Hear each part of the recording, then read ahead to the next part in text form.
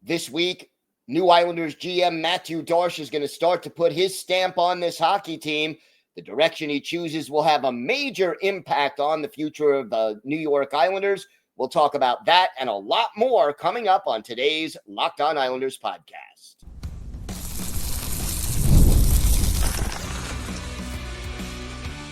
Your Locked On Islanders, your daily podcast on the New York Islanders. Part of the Locked On Podcast Network, your team every day. Welcome, everybody, to the Tuesday edition of the Locked On Islanders podcast, part of the Locked On Podcast Network, your team every day. I want to thank everyone who makes Locked On Islanders your first listen every day. Don't forget to subscribe on YouTube or wherever you listen to podcasts so you never miss an episode. I'm Gil Martin. I've been covering the New York Islanders for almost 2 decades, and I wrote the book Ice Wars on the history of the Islanders' rivalry with the Rangers from 1972 to the modern era. So glad you could join us to talk a little Islanders hockey here on Draft Week, 3 days until the 2025 NHL Draft. We have got a lot to discuss on today's show, including this week is when we really will get to see Mathieu Darche put his stamp on this hockey team, or at least start to. We'll have the latest trade rumors and a new head coach for the Bridgeport Islanders. All that and more coming up today. One thing we know, whenever a new GM or a new coach or a new person comes into a job, they usually want to put their stamp on the organization. Whether it's changing the way that you run things, hiring their own people, introducing a new philosophy, a new approach. And, it's been about a month now since Mathieu Darche was hired. And slowly, we're seeing little bits and pieces of changes, a new assistant GM, now a new coach at Bridgeport, which we'll talk about a little bit later on in the show. But when it comes to the roster, Mathieu Darche has not really had a chance to start to separate the 2025-2026 Islanders from the team that was there last year, the year before that. One thing about Lou Lamoriello, one of the weaknesses that he had was that he kept the core together too long without good results. And that over the last 4 seasons, the Islanders, everydayers, we've talked about this a few times, over the last 4 seasons, the Islanders have won 3 playoff games, no playoff rounds, and yet more or less the same core kept getting brought back by Lou. Ownership and new GM Mathieu Darche have said they believe this team can contend for the playoffs this year. And also said that they want this organization to be a cup contender over the long haul. And the example that Darche gave, for obvious reasons, the Tampa Bay Lightning, who won some cups, who have been a cup contender now for the better part of a decade. And here's the little contradiction here. Those 2 goals are most likely not compatible. If you keep this team together, hoping to squeeze into the playoffs again, you're not going to become a cup contender. To make this team better, you most likely have to take a step back to take 2 steps forward. You've got to get rid of some of the older players on this roster on bad contracts. You've got to make this team younger, faster, more skilled, and more physical, more difficult to play against, which is something the Islanders have not had since Barry Trotz left. This week, I get the feeling that we are going to begin to see Mathieu Darche's vision take hold. This is step one on a long journey. But let's say between now and 2 weeks from now. So you got the draft, and then you've got free agency. We're going to figure out some of the steps that Darche is going to take to make this team in his image. For the New York Islanders, it has to involve change. First thing we're going to learn, who's going to be that first overall pick. Matthew Schaefer, Michael Misa, those are the two leading candidates. Anyone who has read our YouTube comments over the last 3 weeks or so since the Islanders won the lottery knows that there are people, fans, who are passionate on both sides. Fans who really want to see Schaefer, fans who really want to see Misa. And they make solid arguments. And here's the thing. At this point, either one of them is you're projecting. Both of them are projects. Neither one of them is going to come in on October, I believe it's 7th, when the season gets underway, and be a superstar right out of the gate. If they are on the NHL roster, it will likely take them a year or two to have a significant impact on this team, to get to the level that you want to see a first-round pick get to. Neither one of these players, both of them are considered really good, potential number one defenseman, potential, top line forward in the case of Misa, but neither is considered that generational talent. Schaefer may have a slightly higher ceiling, but he probably also has more question marks based on the fact that he only played 17 games, injured the collarbone. You have a smaller sample size. He looked great in those 17 games, but hey, I could pick out 5 games in a row that Pierre Engvall played really well. That doesn't mean he's ready to be a, top line forward. He just had a little hot streak. Now, there's a big difference between 3 or 4 or 5 games and 17, but you get the point. So do you go with the forward or do you go with the defenseman? Do you go with the higher ceiling or do you go with the guy who may be ready a little bit sooner?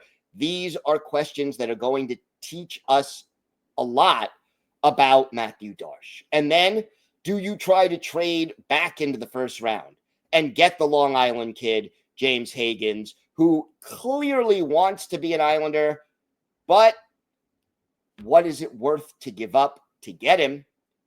And that is, again, a big question because you don't want to give up too much. And then there's the other, what I think is an even bigger question.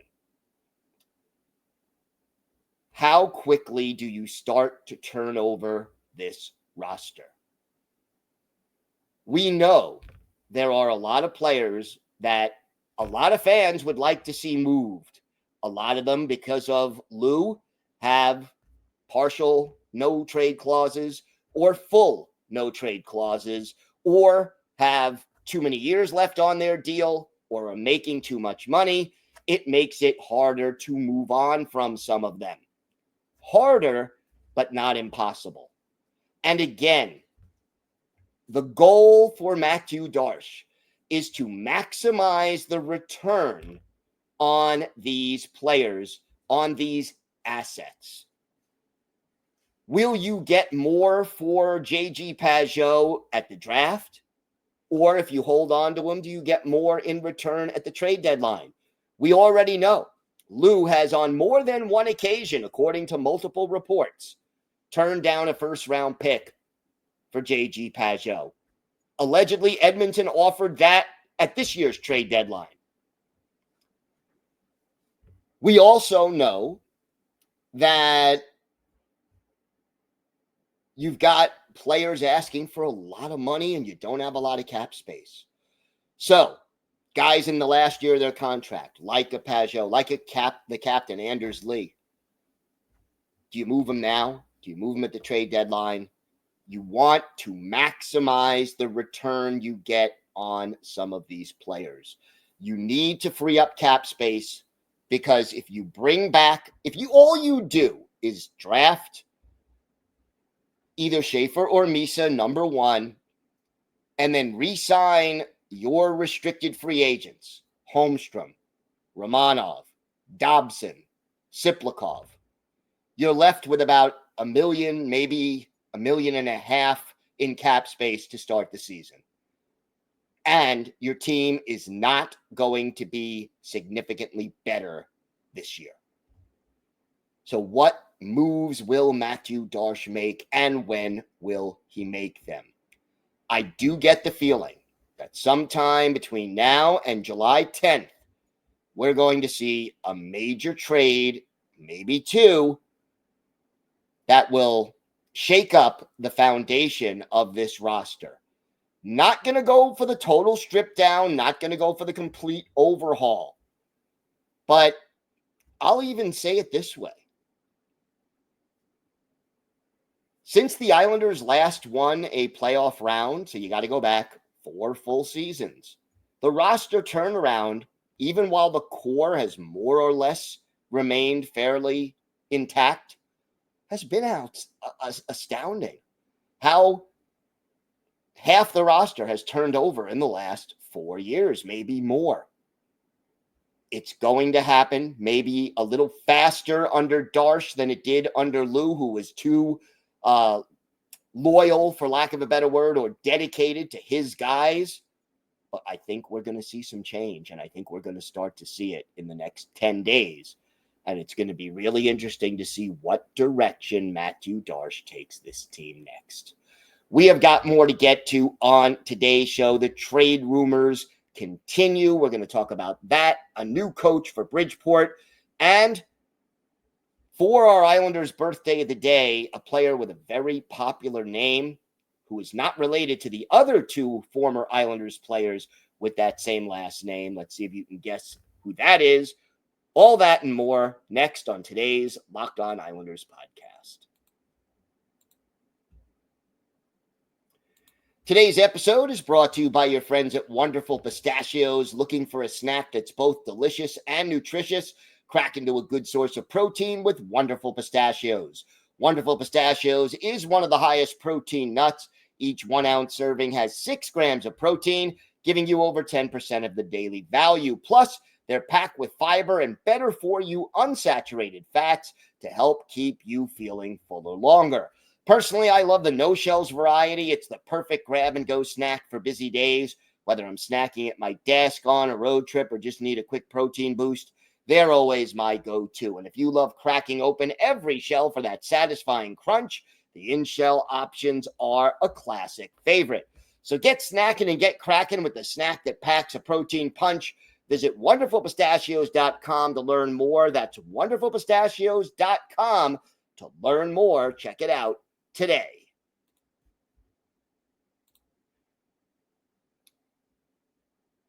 Trade rumors not going away. And I'm going to make a little bit of a bold prediction here. At some point in the next 10 days, quite possibly sooner, Mathieu Darche is going to trade away either Noah Dobson or Alexander Romanov. I don't think he'll trade both. I don't think he should trade both. And there are a number of factors that are going to come into play. Number one, obviously, they're both restricted free agents. So one factor for sure is going to be how much money are they asking for? And how are the negotiations going?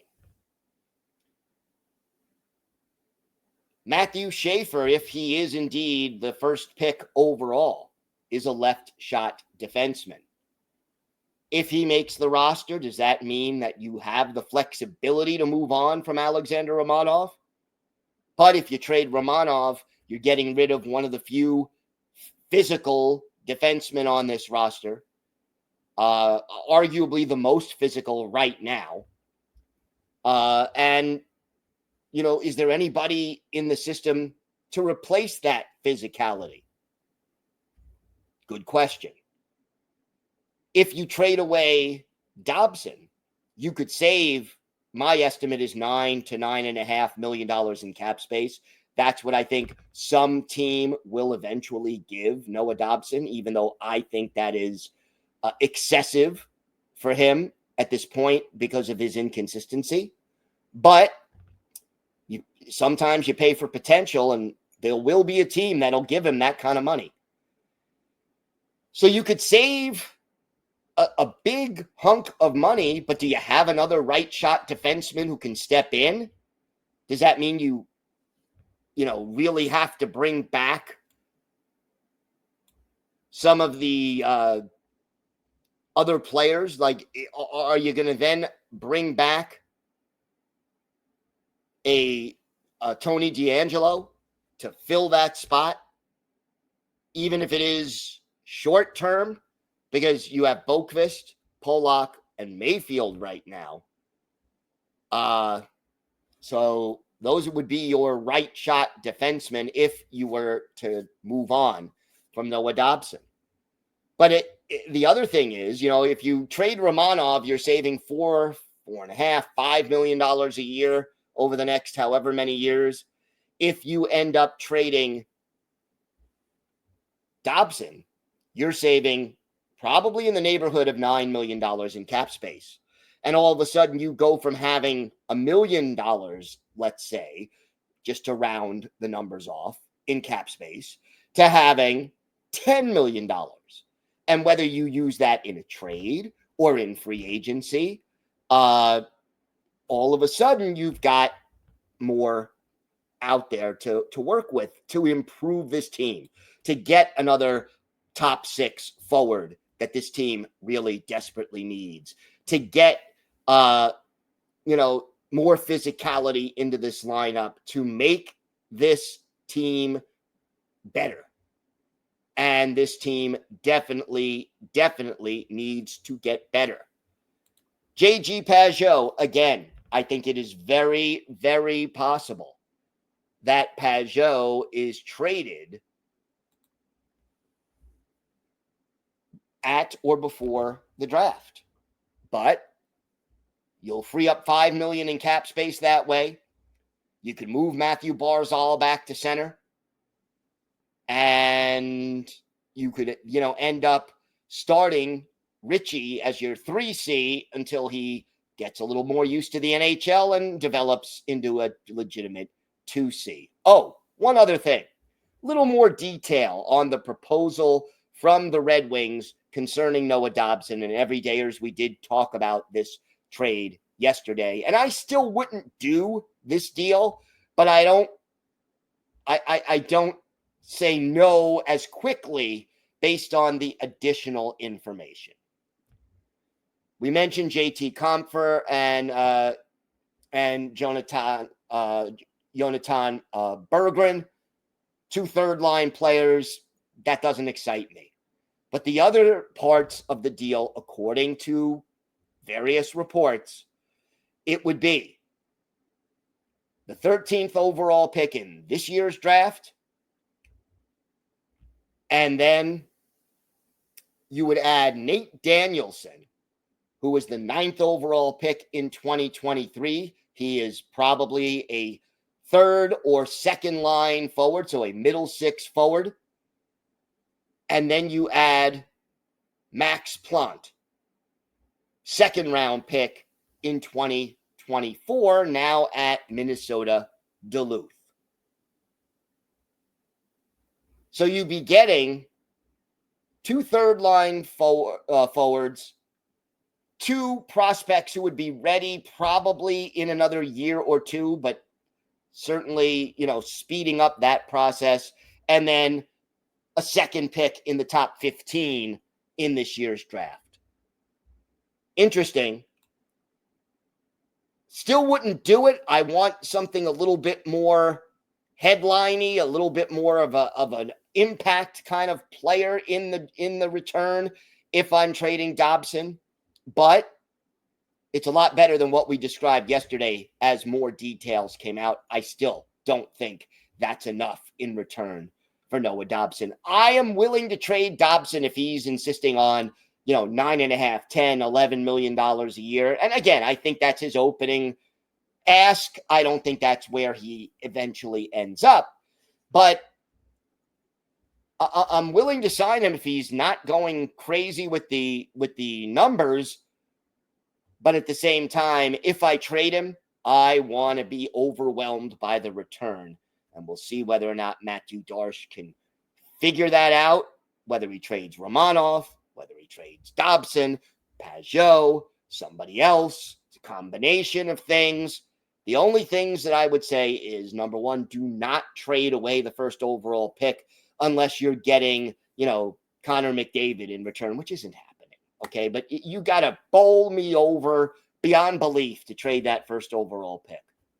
And then free up some cap space and get this team younger, faster, and more skilled.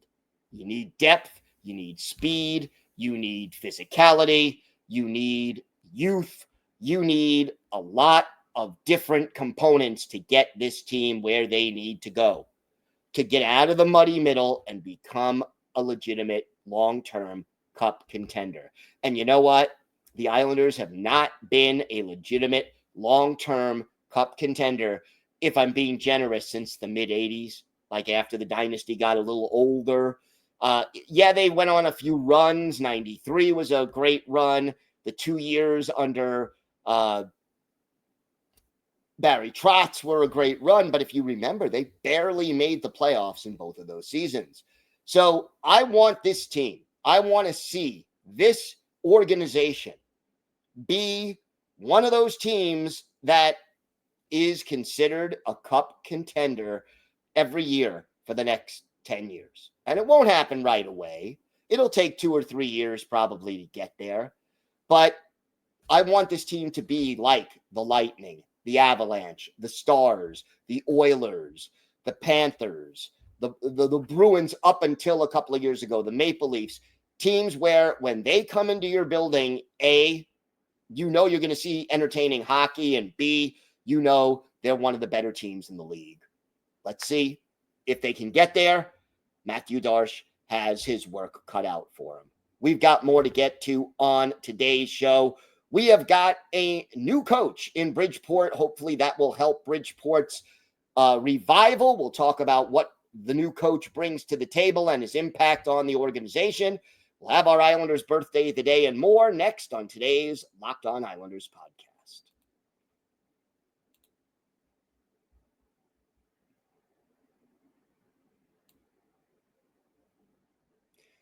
Before we get to the Bridgeport situation, quickly, just wanted to mention one other thing. And again, it's one of those little things, but these little things add up.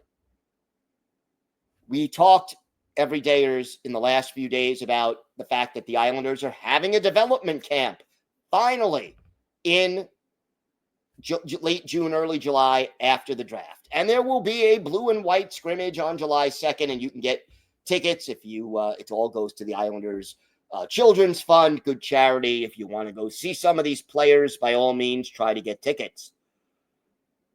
But the Islanders announced that goaltending prospect Marcus Gidloff will attend the team's development camp. If it was in September, like it was under Lou, where the prospects just showed up a week before everybody else, you don't have the college kids, you don't have a guy like Gidloff who is still going to play in Europe and is under contract for a team in Sweden. But At the same time, now he is going to be able to step up and play a little bit against other prospects, get some exposure to the coaching staff, get to see Long Island a little bit. I think that's a big positive. And again, it's just an upgrade for the New York Islanders in the way they do things, and hopefully it pays off. Meanwhile, the new coach in Bridgeport is Rocky Thompson. He is 47 years old. He'll turn 48 in August.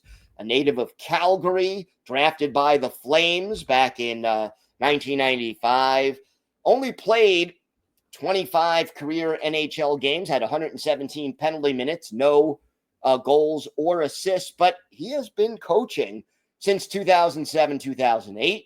Was a head coach for the Windsor Spitfires in the mid-2000 teens, then took over for the AHL's Chicago Wolves in 2017-2018, got them to the finals in 2018-2019, and then was an associate coach in San Jose, and has spent the last 3 years as an assistant coach under John Tortorella with the Philadelphia Flyers.